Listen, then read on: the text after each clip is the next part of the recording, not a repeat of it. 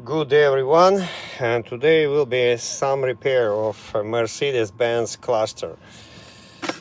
This screen stopped working, and I was reading on the internet some stuff that replacing the actual screen is not gonna solve the problem, and I found one guy who solved the problem. So what he was doing, he was replacing, you see this, it's not, you don't see the chip, the transistor or something, the big one, and right beside, right here on the bottom,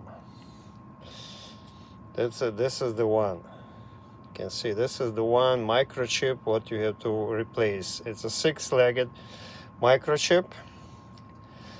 If you can do it, it's great, but if you cannot, you have to hire someone who can do this repair for you. Luckily I did it by myself. This is the one, the small one, and surprisingly, after I replace this chip, everything is working. So now I have to put this cluster inside the car, screw the bolts, and we are in business again. Of course, you can drive without it. It's not an essential part. Driving without a screen, you can still see all these readings, except electronic readings, you don't see it, like a maintenance and all this stuff.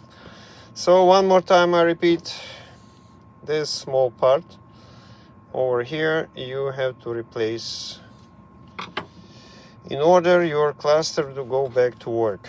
So thank you guys for watching. Go and try it.